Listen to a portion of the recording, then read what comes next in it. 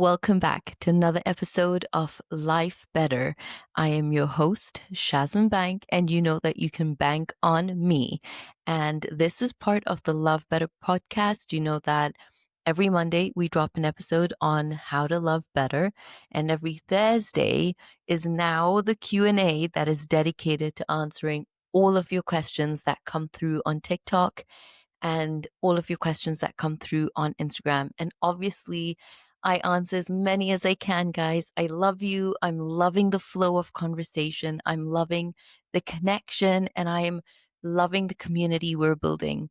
And most importantly, I want you to know that when you listen to this particular episode or these episodes every single Thursday, the point of them was so that you didn't feel alone in your questions. So you could feel that if I'm somebody that was too shy or I felt like I have too much shame to ask some of the questions I want, there are other people that are going through exactly what you're going through and they're asking these questions.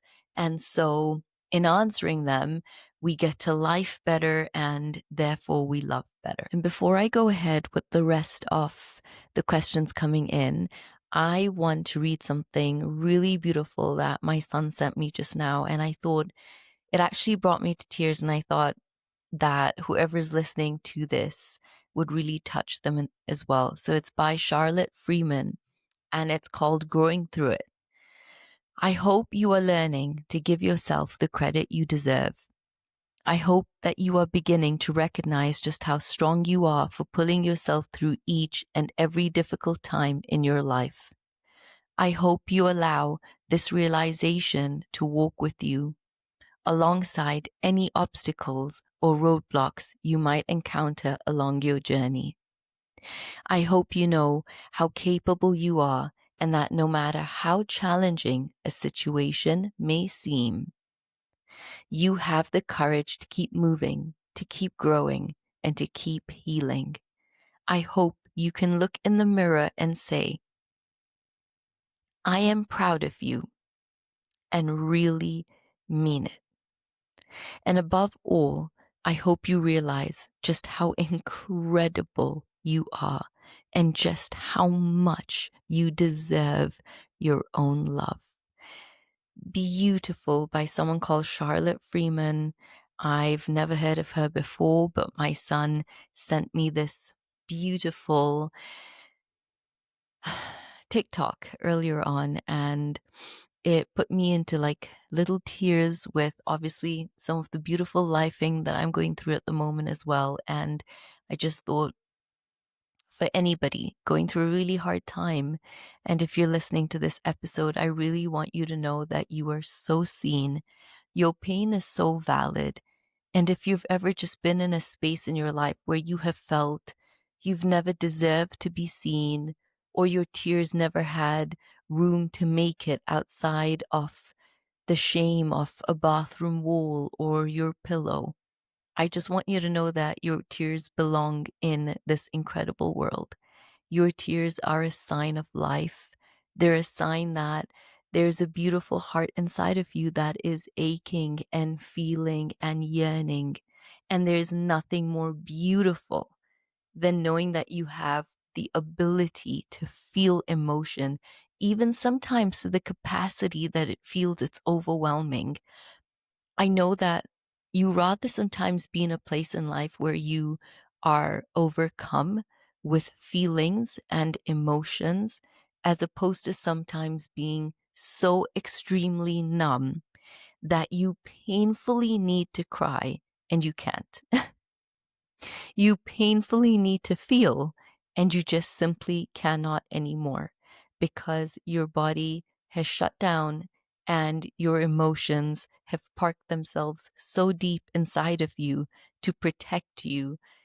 But I feel that when we are hurting, when we are in pain, and when we are grieving, there's nothing more beautiful than knowing that all of that comes from your heart. It comes from the place that gives love. It comes from the place that always wanted to receive love. And it comes from a part of you that has never felt validated. And so this podcast and this episode is truly dedicated to you. It's dedicated to the person that cries silently and suffers silently. It's dedicated to the person that is in pain. And I want you to know something. Pain is inevitable. We can never be certain we won't get hurt, but suffering's always our choice. And I feel that it's only in going through that pain and finding the strength to go through that pain do we ever build the muscle to deal with the things that we have to. And it's okay when you cannot as well. It's okay when you have exhausted days because no one knows your story. Nobody knows your hurts and your ability to still have to get up every single day and show up to the entire world. Nobody knows what you go through better than you do. Nobody knows the exhaustion of having to put a smile on your face, to show up for the other people hurting around you, to have and make conversations you simply just do not want to. You are truly a hero, and we've just never crossed paths. You're my hero, and I've just never had a chance to meet you. And so I want you to know that you're seen, you're not alone, and I want you to sit back and maybe grab a beautiful cup of tea, and we can slowly start to get to know each other. And maybe with a little courage and a little faith, destiny awaits, and you will eventually come into my DM or my TikTok or send me an email, and we will slowly get to know each other. And if you are watching this on YouTube, thank you. If you're watching this on Spotify, thank you. And if you're listening to this on Apple or any other platform, I want to say thank you. We are 22 episodes into this podcast, and I'm feeling so alive to serve you. So I hope that this service is reaching all the right people. Now, question number one, and we got a couple of them. Question number one, and we got a couple of them, and I have a bit of a runny nose because I gave myself tears. But how to heal from a betrayal triggers inevitably as there is a child from that incident. So I'm going to assume that because you continue to write to me saying you are trying to make your long distance marriage work, I'm going to only assume from this that your partner cheated on you and there's a child, and now you are hurt, you are triggered, and there's nothing you can do to literally distance yourself from the other woman because there's a baby, there's a child involved. And that is really painful, first of all. I want to just commend the fact that you're still trying to work on your marriage in a long distance situation. And I want to first commend the fact that after writing to me to ask about how do I heal, you're also writing to ask, how do I make this marriage work? And I want you to take a moment to breathe first because it's a pretty heavy situation. And I think sometimes when you wrote that you're also anxiously attached, we never pause to recognize as anxiously attached people when we get betrayed and when we get hurt, we can stop and take in the shock. We could stop to take in the pain. We can stop to feel the anger. But then within a couple of days or sometimes even hours, your empathy and compassion and longing for their connection again, longing for their validation and reassurance that they still love you is very much there. And so we can sometimes be betrayed and then move straight away into, how do I fix it? How do I make it work? How do I move past it? How do I get over it? And when you're dealing with betrayal, there's so many different layers to it. There's a phase one where the person that has betrayed you has to come to terms with a different part of you coming out, a different part of your anger, a different part or version of you that they never experienced and saw. They're used to somebody that they could take for granted, that did show up, that was always around. They sometimes cheated on the person. They created a story that you were also extremely busy, or you're not so present, or you've just had a baby, or you're caught up at work. Whatever story they came up with that allow them to do what they needed to do, that story has now come to an end. And they now have to face and see what they've done. Culturally, sometimes we have partners that don't do that. Culturally, sometimes people cheat and you continue your life, and you understand in some tribes and some cultures that you learn it was nothing about you, and it's now about dealing with the fact that you just feel you've lost your face, you've lost your spot and standing in that tribe, in that culture, in that community. And you're building off that because you've always grown up with the mentality of someone would cheat on you. Or you could have a partner that turns around and expects you to move on because now you've caught them, they've apologized, you have your own family, they've told you they love you, they want to make it work, but the person not making it work now is your pain. Their inability to hold room, their inability for the compassion towards what has just happened to your world and to the relationship that's been completely shattered is not something they're willing to dive into and go into. And then we also have the other side of betrayal where you are hurt and you find out that your partner's cheated on you and they have to face it. And not only do they have to face the betrayal they've put you through, but they have to now face the consequences of how you see them. Their ability to have always said, I would never be that person, or to have prevented this, or to have shown this perfect persona, this put together woman or man, and that image that they managed to project out into the world has been shattered. And a lot of times people cannot face how you are seeing them through your eyes because now they are seeing themselves through your eyes as well. And it is heartbreaking for them to know that not only have they shattered your world and your image of that relationship, but they have shattered their image in your eyes. And so betrayal and cheating is such a heavy topic. But how are you going to deal with it is honestly to feel it and to have a lot of compassion. Now, I don't know what kind of a partner you have. I don't know if you're with somebody that expects you to move on. I don't know if you're with someone willing to go and get help. And I don't know if you're with someone that has the patience for your anger and your pain, for you to oscillate between wanting to forgive and move on, for your questions and the triggers that come in, such as the distance. Are they still doing it? Is they somebody else? The triggers every time they possibly are with you, that the phone beeps and you're wondering, is that somebody else? The triggers that are now also getting you to be a detective that you never thought you ever were, having you use technology in a way that you never thought was possible to track them and their phones and who they're talking to, and become the expert on their GPS locations and figure out all these things that you would have rather not be spending the time to do. And do they have the patience for that level of pain that you're going to go through? And I don't think that people crumble in one go.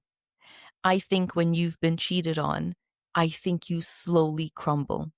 And I feel that each time you crumble to your lowest, you either have a partner that's willing to catch you at each and every level and say that I got you and I'm sorry. And when your anger comes out at them, they are going to end up also getting angry back because remember, they don't want to be seen as this person that you're now seeing them as. And they don't want to break this Chinese wall in their mind of really accepting a version of themselves that they probably said they would have never been, Or they grew up watching their dad cheat on their mom and say, I would never be that guy. And now they're having to face that they are that guy. And in your anger, you're absolutely letting them know that their father's genes lay inside of them and that's who they've turned out to be. And do you have a partner that can go through that anger and recognize where your pain, you're provoking them, and your anger is coming from? Or let's say you don't have a partner that's willing to emotionally hold you. Then it's a different scenario. Then you working through the triggers is going to be slower and more lonely. And I would not be scared as those triggers come up to voice how you're feeling, to ask the questions of who messaged, who just called, why didn't you pick it? Why did you put the call on silent? I want access to your phone. I want access to your emails. Are you willing, after the betrayal that has happened and the fact that a child is now existent that I cannot move away from, and neither can you? So it's not that you've only gone and cheated on me and broken me, but now you've brought something into my world that I have to now deal with. And I have to give you the permission to be a part of, because I'm only assuming you're not going to tell them to cut off the baby from their life because this is an innocent child. And I don't know who that other woman is and what she could probably be leeching on to sometimes to hold on to him a little longer through the child. And sometimes there's also a very good woman on the other end that absolutely had no idea he was even married. So cheating and betrayal is so complex and the levels can be so complex. But how do you heal from it is, honestly, I really think it takes time. And I would get support and I would get help. And if you cannot afford a therapist or you cannot afford a relationship coach, then I'll do my best to be there for you through the DMs as much as I can. But I would turn around and tell you that you've got to be able to really be honest with your feelings. And one of the best things you could do is truly start to journal everything, because it has to come out somewhere. Either it's coming out in an email or in voice or text messages or in a journal. And if you don't have the ability to send it to them because you're just going to get more pain back from them, then at least write it and send it to yourself. Write that email and send it to yourself. Write that voice message and send it to yourself. The one thing that does help with healing, and it's not ever making behavior excusable, but the one thing that truly eventually brings comfort is, first of all, holding a lot of room for your pain. Allowing yourself to really understand they're not going to be great days. Being unbelievably kind to yourself where you might slack off. And then being able to really reassure yourself that it had nothing to do with you. That you are somebody that is whole and loving, and start to reassure yourself that whatever they are trying to fulfill inside of them, whatever void, hollowness, or trauma they have not dealt with, results in them having to have an affair that can leave you really wounded. And it really, unfortunately, has nothing to do with you, but is now spilled over into your world.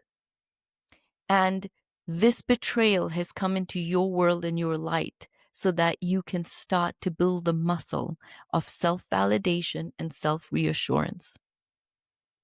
Now, not in excusing painful behavior, but this works for anyone that is going through pain, is to be able to really see that bad behavior stems from a lot of pain someone's going through that they cannot face. And so the affairs, the numbing, the addictions are all ways that they never have to deal with, knowing that there's very much something they have to deal with, but they don't go there. They don't even know how to comprehend there's somewhere to go to have to heal. And in knowing that this person has caused me this level of pain. And then on this hand is my pain. Here they have pain and here I have pain. Both pains exist. And if I start to understand that they've hurt me because they are hurting, doesn't make my pain less, doesn't make me have to pull away and only caretake for them. I can very much say that I'm hurt, I'm broken, and I don't know what to do with this level of betrayal except to feel it. And very much that they're in pain. And that's why they've done what they've done. And a lot of the times we're not able to hold space for someone else's pain. And in holding space for someone's pain doesn't mean you need to do anything with it other than just understand it for your own healing. But you very much on this side need to give a lot of tender love to yourself and a lot of patience to yourself, and start to ask yourself a lot of the right questions. Do you want to go through this betrayal on your own?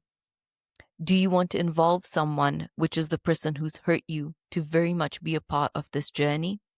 And I would start stepping up for yourself by saying, I did not ask for this pain, and yet it is here. So I'm gracefully and ungracefully at times going to go through it. But I think now's the right time that you start setting boundaries in your life. Boundaries with the long distance. And it's not about you're anxiously attached in a long distance marriage, what do? You're more anxiously attached because they've just cheated on you. Your anxious attachment's probably just popped up like a really ripe pimple. And it's sometimes one of those ones that pop and they give you no notice of where they're going. I don't know if you've ever experienced that, but you didn't ask to pop, and that pop is your anger and your shock and your hurt and different trauma coming up for you too. But this is a very good time for you to start getting more secure and healing the anxious attachment inside of you. And instead of wanting to hold on more to them, you start to be able to say, if you need space and you need to go and you're not going to address what you've done to me, and we're not going to sit down and I get to ask all the questions I need to ask, then I'm going to put a boundary to how much also you come towards me and can take of me, because all this energy goes into healing me right now.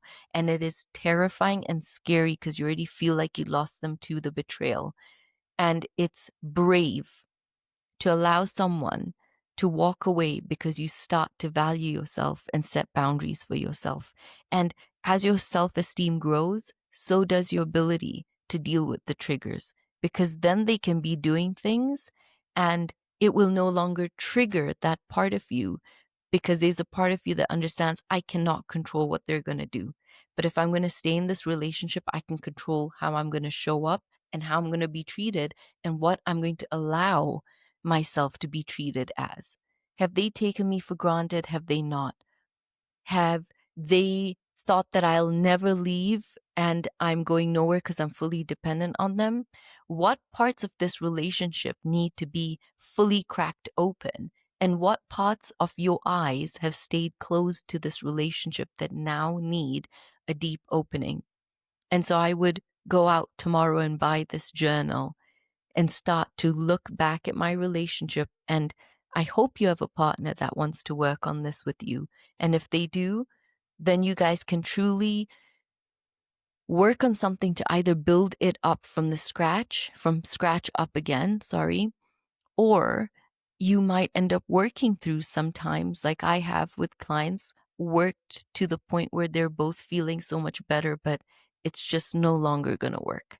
And so you can never guarantee where it will go, but the healing has to come forth. And in betrayal, you want the other person to know you're hurt. So I really hope that this person has room for you. And if they don't, your journal's going to stop being your best friend, or you can DM me anytime. The other question is, I'm 27, dated a married man for a year. He's everything I've ever wanted in a man. Should I stay? Now, here's the thing.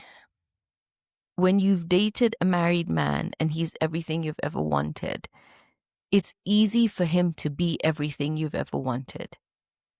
If you were to ask his wife, is he everything she wants right now? Her answer is probably going to be no. He's not the man she married. He's not the man she fell in love with. He's not showing up for his family. He's pulled away from the relationship. He's probably not even sexually active. She's seeing sides of him that are breaking her and hurting her. And I never want you to be the person that's on the other side of someone's karma or someone's trauma or someone's pain. And sometimes there's a void, an emptiness, or an exhaustion of being alone. And so we settle for saying, I've fallen in love with someone and they're hitched to someone else, but they're saying all the delicious right things to me. But what if it's easy for him to do this to her with you? And he's not going to leave her. Or if he does, leave somebody who put her faith, hope, and dreams into him. And he shatters all of that by leaving her for someone else. Then what guarantee do you have that he won't do that to you? And you've got to understand, when a man is having an affair, sometimes they stay longer out of guilt.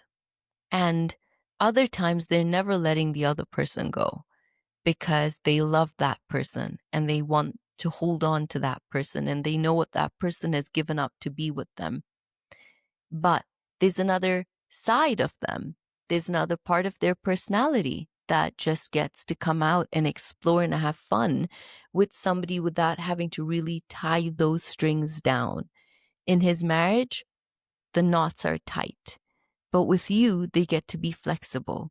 He gets to be different parts of himself and open different parts of himself and awaken different parts of himself that if he was guided correctly in his marriage, he would have been able to do with her too. Because we all have these dark and light sides to our energy and our sexuality. But when we are gifted enough in a relationship to take the light and the dark sides into that marriage gets to experience all sides of us, our dark and our light energy, our masculine and our feminine energy. And so there's probably a part of him that he gets to run away from. And it's so easy to show that version to you.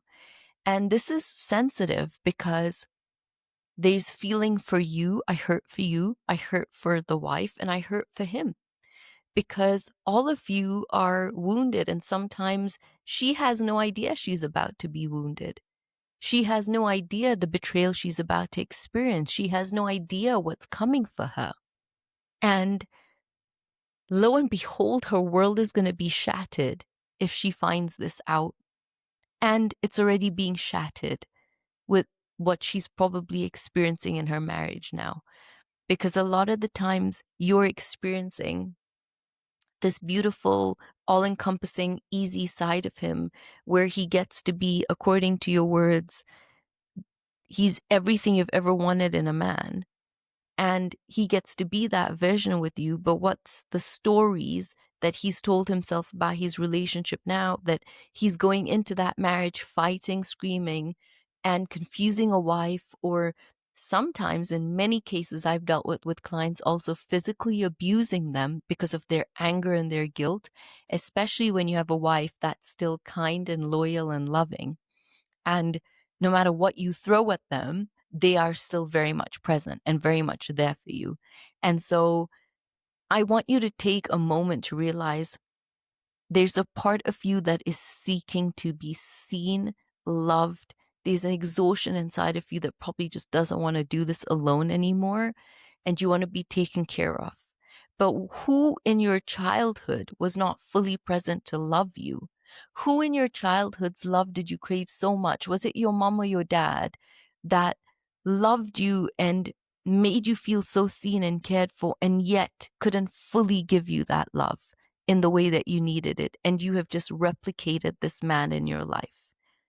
He is representing a core wound that you've not healed from your mom or your dad in your childhood, or whoever your caregiver was.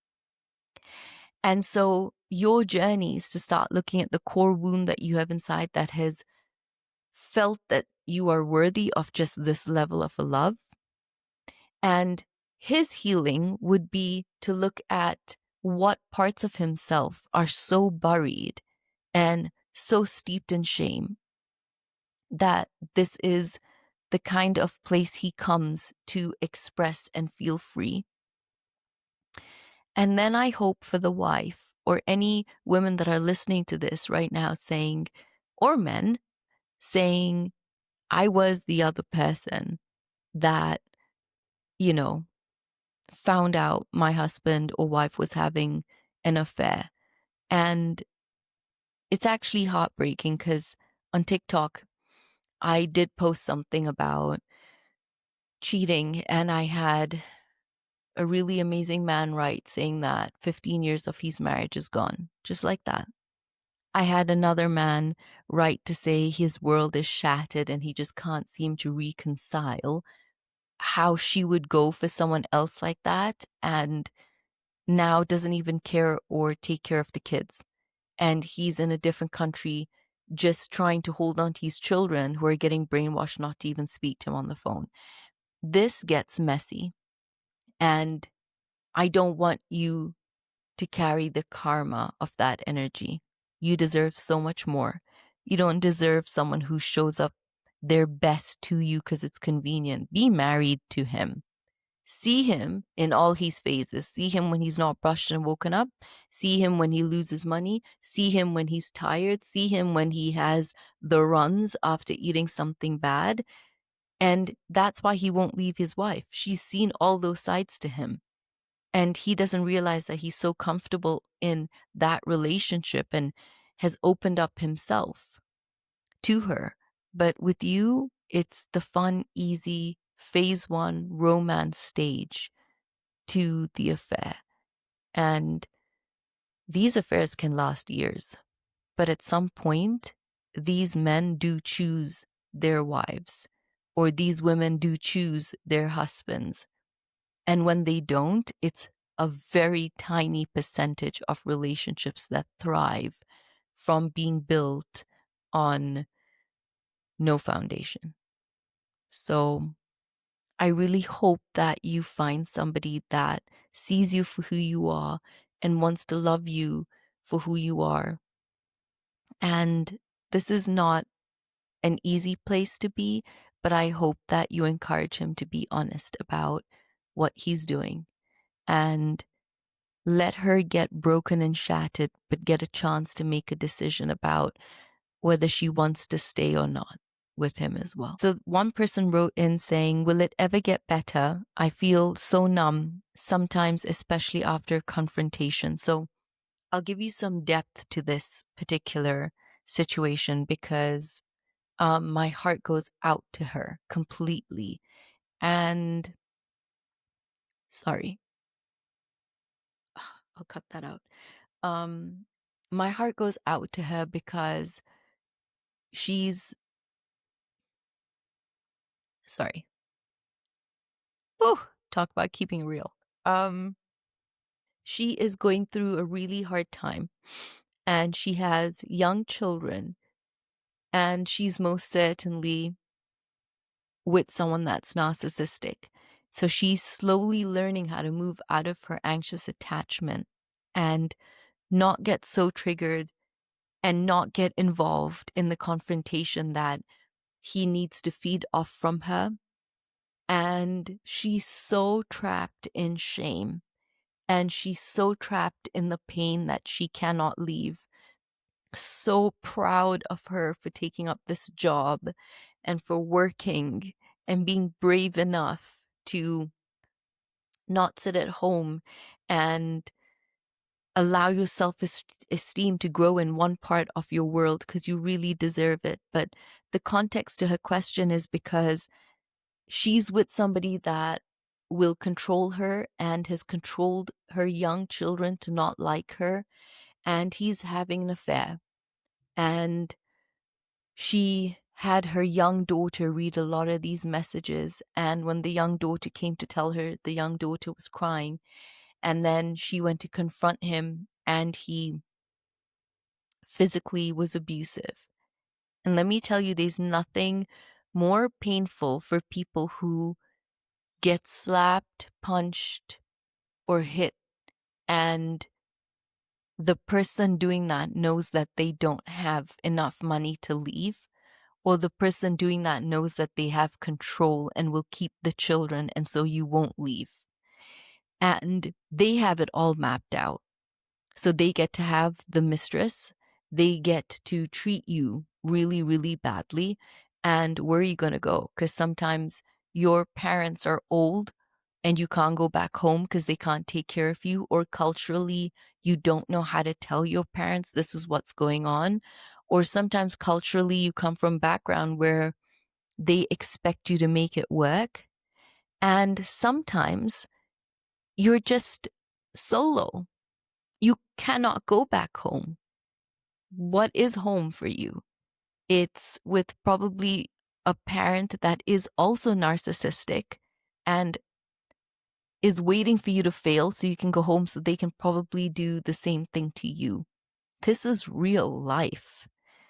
And that's why this episode's so important, because we have to bring to light that people are hurting and people are making hard decisions in life every single day, and people are fighting to have a voice, and people are fighting to be seen. But most importantly, I want people to get empowered to see themselves. When you stop looking for someone else to validate what an incredible human you are, and you can do that for yourself, will you wake up and start to make decisions from a place you never knew you could? So, to answer your question, you feel numb sometimes? Yes, a lot of the times I can imagine, sweetheart. And I'm just privileged you write to me and you share your journey, and we can help you. And privileged you've allowed me to share this with so many other people that you have no idea are going through this right now, and your story is going to inspire them. And so the confrontation she had left her feeling a lot of shame, because she felt I knew I should have walked away. And you've told me not to give in to the triggers. And this is the thing I want to talk to anyone that's anxiously attached, is a lot of the times we think that you are going to start getting secure or learn when you're feeling triggered, and you're just going to stop in that millimeter of a second to not react. Healing anxious attachment takes time. And then it will come a day where you do not react and you go, holy, I am proud of myself. But until then, you should still be so proud of yourself for now knowing I should have walked away. That's where you're proud of yourself the whole journey. It's not just when you become securely attached. It's the journey to healing this anxious attachment. It's your ability to know that I lost my temper, I lost my cool, I said things I probably shouldn't have. I had to get this anger out because I'm looking for justice. I'm looking to just find the answers as to why. I'm looking to shake them to see that they love me and I'm valuable. I'm looking for them to tell me I'm worthy and trying to understand why they would just keep me around. I'm looking to be like, do you care? Is there a sign of life inside of you because you feel lifeless? Because you've stopped caring about you? Because you've never fought for yourself? And this other person, especially narcissistic people, when they come into your world, it is the biggest whirlwind of a romance. And then when they are done, they are out and they dismiss you and devalue you, and you cannot believe what just happened to you. So it's about knowing that each time you reacted, you recognized you did, and then it's slowly building this muscle to breathe and notice what's going to trigger you. So now I notice that my daughter told me what she did reading all these messages between him and his mistress. And now where you get better is you start to think, if I go confront them and tell them how I feel, it's not going to make a difference. They are waiting for you to react. They are waiting for you to poke them. They're waiting for you to hit them. And so they can go and tell people, look at how crazy you are. And the worst part is you end up believing it and thinking it. And you live in shame and you think it's true. And now you're no longer focused on the fact that they're having an affair. Everyone's now focused on, why did you behave like that? Be calm. You shouldn't have done that. And you're sitting there in shame thinking, right, because adults and normal people shouldn't behave like this, right? Adults and normal people shouldn't ever experience such deep levels of betrayal. Adults and human beings shouldn't live with a man who won't sleep with you because he's got a mistress that he openly travels to go see and talk to. Nobody can imagine what it takes for you to even show up at work right now. No one can imagine what it takes for you to have to be around your children in this existing state. No one can imagine, as someone who's anxiously attached, how painful it is when you just have never learned how to see yourself, love yourself, nurture yourself, regulate yourself, and do things for yourself and feel whole and fulfilled because you've just fully always relied on someone else to do it for you because you grew up never gaining or being taught how to reassure yourself and regulate your own emotions. You grew up always needing reassurance and validation from everyone else outside of you. And now is the time you really reparent yourself. And does it ever get better when you gray rock them? When you stop giving in to what they want? When you start getting cleverer about their methods? When you start to notice that either they want you to be praising them or they want the confrontation from you, but either way, they want your attention.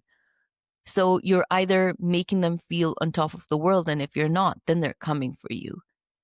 So it's about you getting clever about their moves. It's about you starting to bite your tongue and watch them. And let me tell you something, narcissists never want you to know that they have very low self-esteem because of how they project themselves. You are the only intimate person in their life that has access to powerful emotion, powerful information that they do not have a high self-esteem. They view themselves poorly and they think that they can do whatever they want because no one holds them accountable. And sometimes not holding them accountable is what scares them. Because when you hold them more accountable, it's how they get to justify and fight back more and point out how you're wrong. And when you just stop feeding their attention and you start to answer them with a noted, okay, that's good. And they come for you. They come to fight with you because, oh, now you're going to give me attitude. Wait and see what I'm going to do for you. They start to scare you. And when you just start to look at them and make a face and go, okay, and you still continue to walk away, even though your heart's beating and you don't know what reaction you can get out of them, that's how you slowly start to win. Because they will claw and claw and claw until they realize they cannot claw that out of you. And then guess who starts to suffer? The mistress. Because now they're not getting their feed from you. It's got to come out on somebody else. And I would slowly start to pull your children in by nurturing them, loving them, kissing them, and letting them know that they're safe and you see them and they are your world. So they might be confusion with how the triangulation's happening with dad telling them or making them feel something's wrong with you. And then children can feel. They can feel when they're loved. They can feel when they're wanted. And especially when someone fights for them and doesn't give in to the fear of father. because then they can end up growing up feeling like, I wish you fought for me. So my advice to you would be, it's okay. Don't be ashamed when you still lose it. Don't be ashamed when you get upset. This is not an easy situation, but start to get better at regulating yourself. Start to get better at thinking. Instead of anxiously attached having the reaction, start building the muscle of journaling, thinking about it, not reacting and just going for it. Pause, breathe, let the 90-second pass. After 90 seconds, if you are so fired up, give your body 30 minutes to regulate yourself with a walk, with music, with a shower, doing something, cooking, anything that will not allow you to engage in it. And then in your sensibility now, when your body's back in a ventral state, now ask yourself, what do I need to do?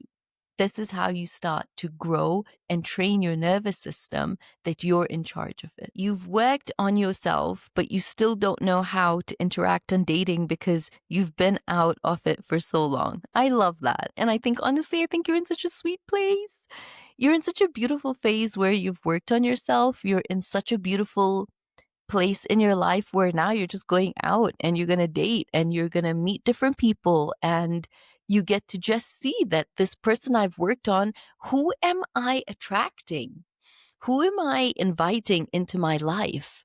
Who am I, still pulling? Do I still need to do more work on myself? Because I love that when I have clients that are securely attached and it's taken work. Let me tell you something. This is not something they grow over 3 months' time. But now when they start to pull partners that are avoidantly attached, dismissive, or fearful, the minute they get dismissed the first time, they immediately go, not for me. Because it doesn't mean as you're healing and you do work on yourself, you won't attract different kinds of people. But it does mean that you notice it more, you get better at not wanting to engage in that level of, a relationship. But I would say that if you've really worked on yourself, enjoy this process. Enjoy putting yourself out there. I would not take rejection as something's wrong with you, or I would not take not meeting somebody immediately as fear of, am I going to be alone? Is the right person out there? Is there the one? Because they never really is the one.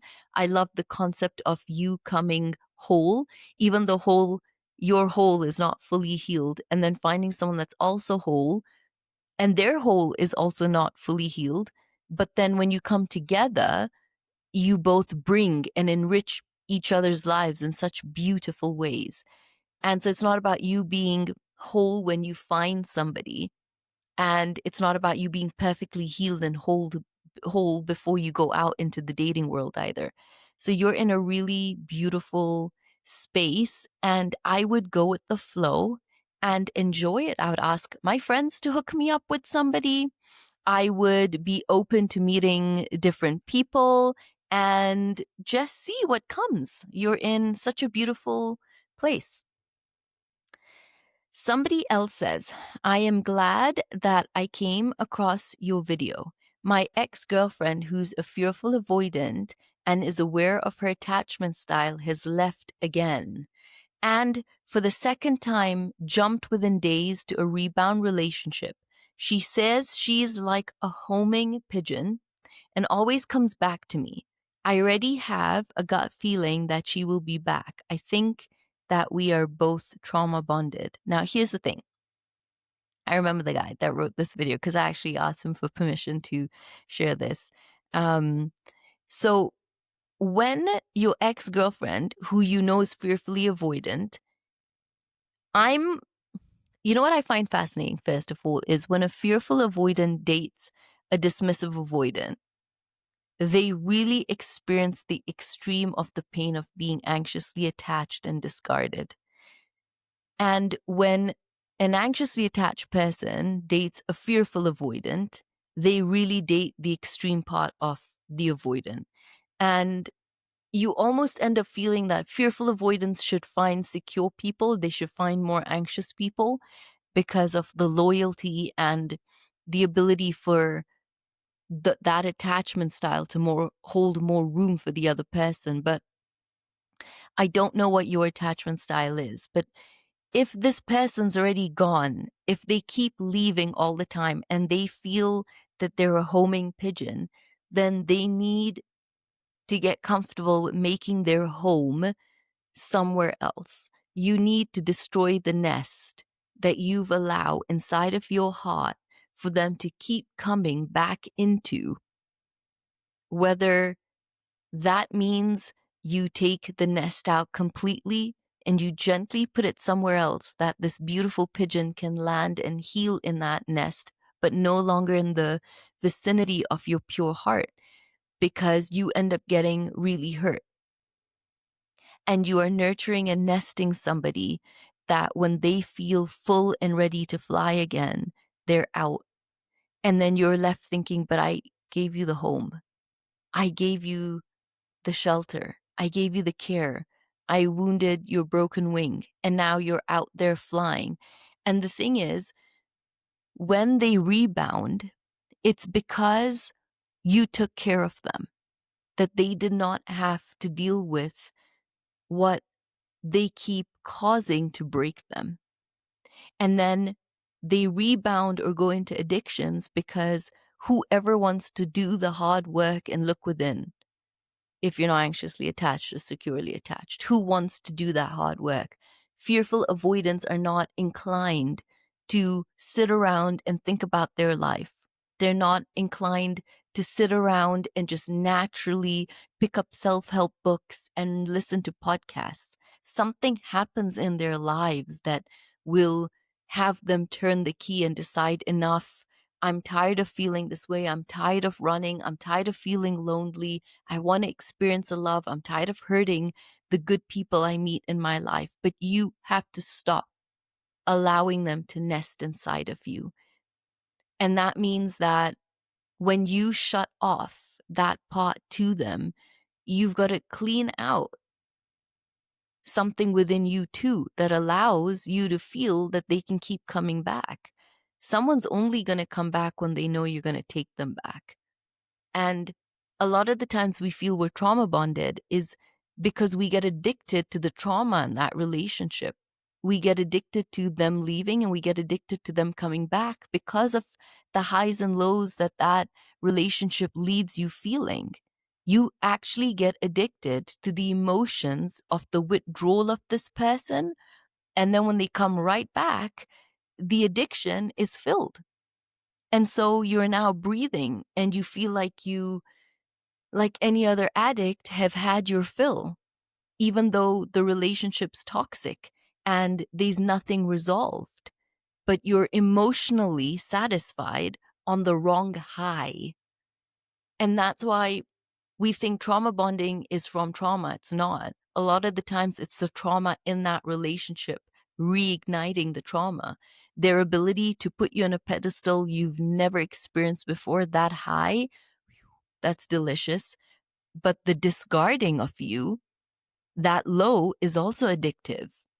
That low is when you're supposed to connect with self and you're supposed to come back deep down into yourself, but you're searching aimlessly, looking for them, waiting for their love to come back so they can put you on a pedestal and make you feel high again. The only way to break these relationships and these cycles is by not being available when someone comes back to ring the doorbell. No one is home. The old person isn't there anymore. You have moved. You've moved to a place where you want to recognize your self-worth, and you've moved to a place, and don't tell me sometimes I stay in this relationship because I don't think I can find anyone and at my age, and don't, no, we're not doing any of those things.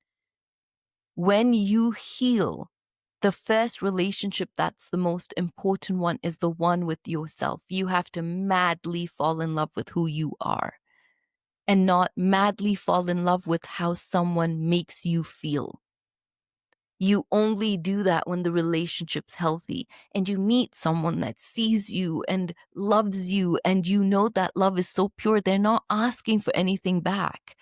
You're not counting on when they're going to take that love away. So you have to perform and do something so that love never gets taken away. And then if you're anxiously attached, you will still perform, you will still do, you will still be needy, and that love will be taken away. That's the side effect of being trauma bonded. And I did cover this episode in one of my earlier podcasts. So if you're looking to understand trauma bonding, then you can go check out that episode, and maybe I'll do another brand new fresh one because I had a lot of questions about codependency and trauma bonding. But remember, the most important part of when someone's constantly leaving is the only consistent person staying in that trauma is you. The only person saying that I'm willing to be bonded is you. But they cannot trauma bond onto you if you're not existent anymore to allow that pattern to happen. I rather you exit that relationship and then go and heal somewhere, curled up in a lot of pain, and allow that pain to come through and not have to rely on that kind of a love. And maybe, just maybe, you will finally invite the damn eagle. Instead of a pigeon, you will finally invite an eagle that wants to soar the skies and soar your heart, amongst many other beautiful things inside of you. I am trying to find courage and strength, but feels like I'm stuck, can't leave. I don't know if it's attachment or dependence, but I feel like I don't know anymore about the world outside. I just know to be a wife and a mom. Okay, I remember this one was somebody that had been cheated on 5 times. 5 times. And I asked her that you've been cheated on 5 times and you're in so much pain. And why would you stay? Why is there going to be a 6th time? And she says, I'm trying to find the courage and strength. Let us never mock how real that is. Courage and strength and the financial means to leave a relationship is not a joke, and sometimes takes years. Like the other woman that got hit. It's not easy to know that someone hits you, devalues you, and you have to stay in that same home. And it almost makes you feel that you should instantly run and move, and you know that you can't. And imagine the trauma of knowing you have to continue staying in a situation as you just get the strength to move on. And we don't factor in the exhaustion of having to build that courage and strength. There are some people that have access to the finances that allow you to leave, the government support that allows you to leave, the family members that will give you financial support to leave. And there are other times you can't even think of the financial side to leave because you are just trying to harness and deal with the shame of how am I still here allowing this and chasing them for love? This is really complex. And the reason I wanted this podcast to be so different to, oh, you should know better and you should leave. And if you haven't left, that's on you. No, these are real lives. Children, a lot of the times, are involved. Sometimes people are terrified about their lives, and sometimes people have lost so much of their self-esteem and self-confidence, they don't know how to go out into the world and ask for help because they have been made to believe no one is there for them and no one will love them and no one sees them except the person that they're with. So you are trying to find the courage and the strength and it feels like you're stuck. First of all, I commend you for trying to find the courage and the strength. Well done. And everyone else listening to this podcast commends you too. And then you are stuck and you can't leave. A lot of the times you think, is it dependence or attachment? A lot of the times it's uncertainty and fear. A lot of the times it's dependence on familiar. It's familiar to know you'll cry this way. It's familiar to know they will not love you. It's familiar to know they'll scream and shout. It's familiar to know you'll beg to have someone sleep with you and they will ridicule you or have you chase them and beg them for basic human needs in a marriage or a relationship. And it takes a lot before you ever even reach a place where you're able to garner the strength to walk out. And I had heard on Oprah a long time ago that it takes people 7 tries before they leave. What I can tell you though is a lot of the times you are so aware of the relationship being something you shouldn't be in. But because you know you have to be in it, you have to try make it livable. You have to try make it be something you can wake up to every single day and be a part of. It is not easy at all. And so in a situation like this, you don't know anymore the world outside. I only wonder if they've cheated on you 5 times, how much of your world they have taken away, how much of the world outside you feel you cannot face. And I want you to know that you deserve to have the life that is full of, even if it's being alone and single for the rest of your days, that you deserve peace. Your nervous system deserves peace. Your children deserve the version of you that is alive, that plays with them, that laughs with them, that jokes with them. Your children deserve not the version where they are wondering what's wrong with you, and that's become familiar too. For them, it's easy to see you broken and hurt and be a zombie through life. And then they're going to go and find a partner like that later on in life. So right now, your focus is getting the strength and courage. Leech onto people that can help you. Guys, sometimes make a call to the person you never thought would help you. Trust me. Sometimes call the person you never thought would pick up. But when they hear your story and they know where you are, they will move mountains to help you. Sometimes reach out to the helplines. Reach out to your family. Take the bravery to be seen as, you guys all saw my life as perfect, and it's not. And here I am, naked. Because I'm already naked and ashamed in my relationship. I might as well just be naked in front of the people who actually want to help you.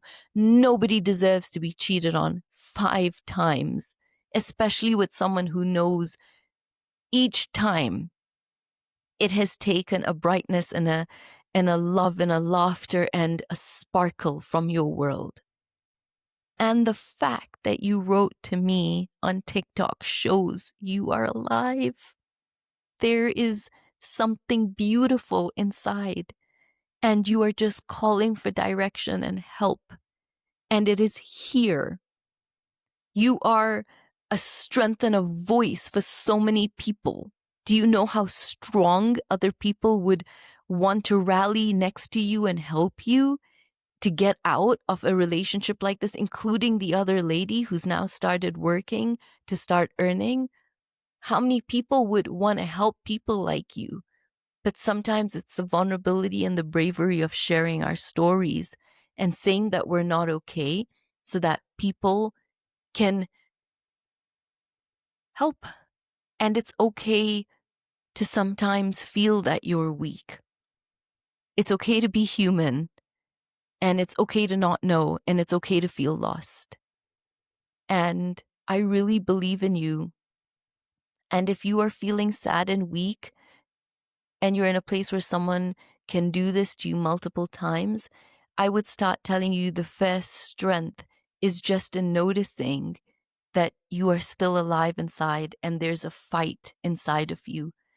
Setting boundaries, telling them not to do this, sometimes that's too exhausting for some people. Sometimes some people are in fight mode and flight mode and they can do it. Sometimes people are truly in the dorsal state. They cannot move, they cannot function, they are exhausted, they are broken. But that doesn't mean there's no light inside of you. That doesn't mean there's a part of you that isn't alive and is willing to fight. And sometimes the fight is just knowing, I deserve better, I'm going to leave. And sometimes the small fight is in starting to do the little things for yourself that bring you love and light again. And you know what? Your children deserve the best version of you. And sometimes your children are the motivators for you to be able to get through this hard time. I am going to take the last question because we're already an hour in. But, right. So this question was dealing with the guilt of staying long. Years after seeing red flags, how do you deal with divorce from a combative narcissistic person? Kids, how do you stay strong yet you are breaking? Dealing with grief. You moved out physically with the kids, but there are many flying monkeys, including your own kids. Forgiving, yet this is me. Forgiving, yet this is me, if the hardest thing to do. So I guess forgiving is one of the hardest things to do. Again, my son somehow sent me this beautiful thing from TikTok, and this is what he said, okay? Forgiving. Sometimes you can go through the same situations over and over again until you finally decide you want to do things differently. Please don't punish yourself for taking your time to figure it all out. And be sure to forgive yourself for the mistakes you made while you were growing. I'm going to read that again, guys. Sometimes you can go through the same situations over and over again until you finally decide you want to do things differently. Please don't punish yourself for taking your time to figure it all out, and be sure to forgive yourself for the mistakes you made while you were growing. This just means that you were growing. When you saw the red flags, you were growing. And you need to be kinder and more graceful and more loving about that fact. You need to be proud about the fact you left now. And sometimes there's this deep remorse and pain about the fact that I've lost time and I should have seen things, and had I seen things earlier, and you know what? We beat ourselves up so much, and the relationship has already done that. Sometimes the relationship has already beat us down so much we don't need to beat ourselves anymore. Forgive yourself for ignoring red flags because you believed in love. Forgive yourself for loving someone so tenderly and unconditionally. Forgive yourself for being a human that saw potential in someone else and wanted them to be more and raised to the person they showed you that they were in the beginning.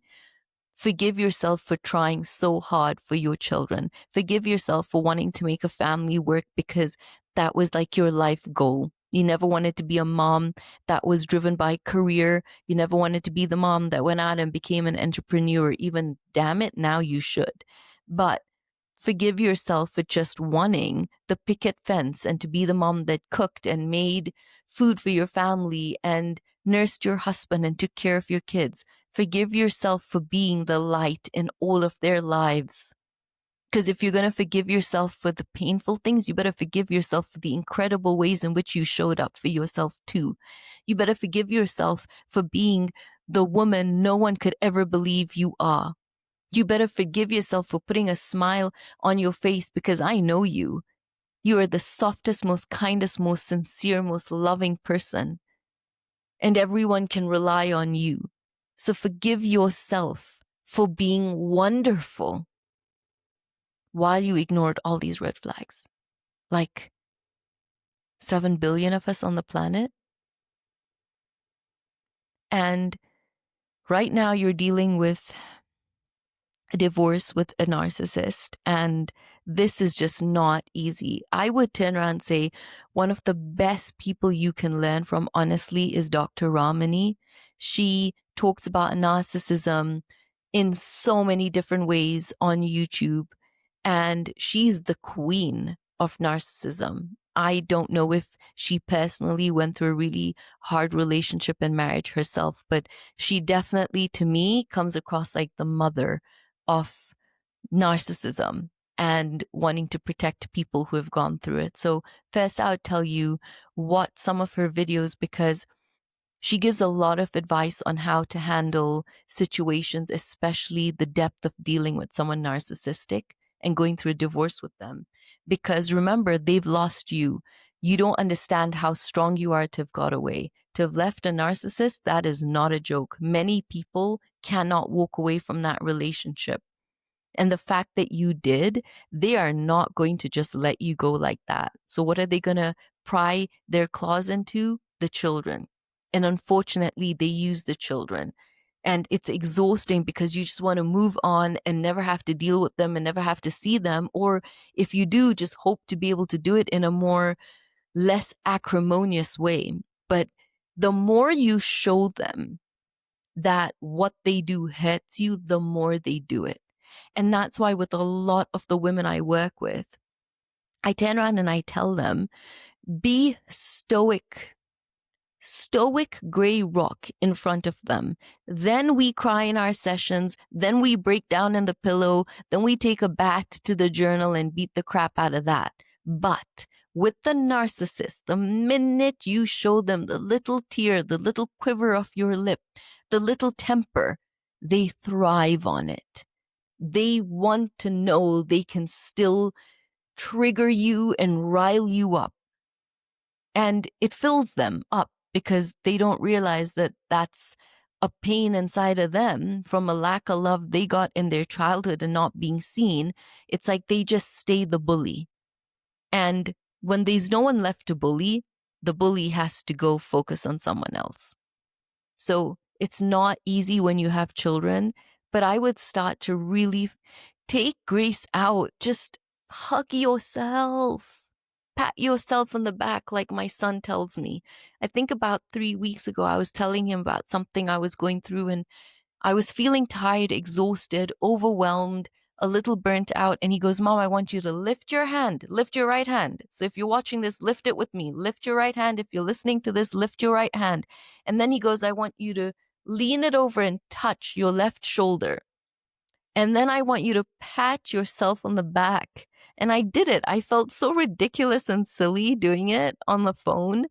But when I did it, I patted myself on the back. And honestly, you know what? I really reassured myself. And that's what you need to be doing right now.